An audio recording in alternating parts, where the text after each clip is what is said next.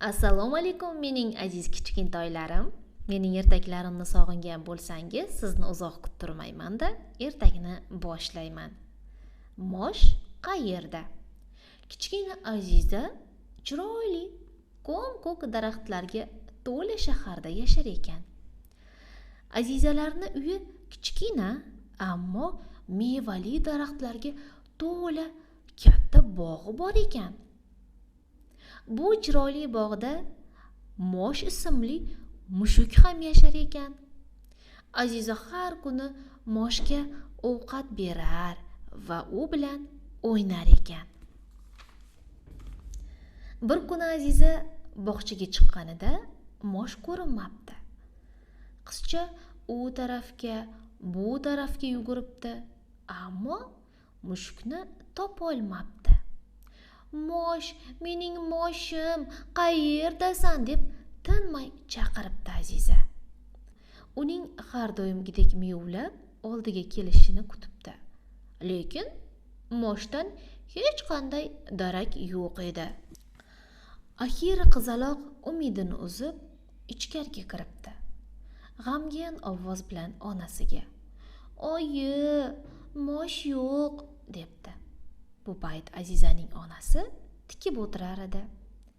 Qizining ovozini eshitib, boshini ko'taribdi. "Nima? Kim yo'q?" deb so'rabdi. "Mushuk, hovlimizdagi mushuk yo'qolib qoldi." Onasi kulib: "Ha, ko'rgandim, shu yerdadir. Hamma joyini yaxshilab qaradingmi? Yana qarab ko'r" debdi. Oradan 3 kun o'tibdi. Ammo mosh hech qayerda yo'q edi. Aziza o'zi bilgan hamma joyni qidiribdi, lekin topolmabdi. Aziza dadasi hovlidagi daraxtlarning tagini yumshatayotgan paytda uning oldiga borib, noumidlik bilan: "Dadajon, moshni nega topolmayapmiz?" deb so'rabdi.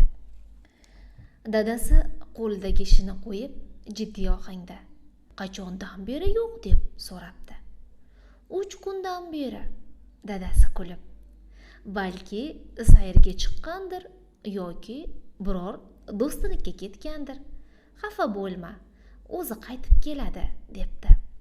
Aziza xavotir bilan: "Itlar unga ziyon yetkazsa-chi?" debdi. "Yo'q azizam, men bilgan mosh juda hushyor, qo'rqma" deb qiziga tasalli beribdi. Qizcha boshqa hech narsa demabdi va xomush bo'lib o'tiraveribdi. Birozdan keyin dadasi: "Qizim, xafa bo'lma, albatta qaytib keladi. Sen borib, omborxonadan menga teshani olib kelib ber" debdi. Aziza o'rnidan turib omborxonaga ketibdi. O'ziga o'zi: "Bechora mosh, shu paytgacha hech qayerga ketmaganding. Boshingga falokat tushmadimikan?" debdi. Qizaloq shularni gapirib omborxona eshigidan kirayotganida to'satdan miyovlagan ovoz eshitilibdi. U shoshib atrofga qarabdi. Nimani ko'ribdi deng? Mosh omborxona burchagida o'tirganmish. Qiz uning oldiga yugurib boribdi. "Voy moshkinam, sen shu yerdamiding?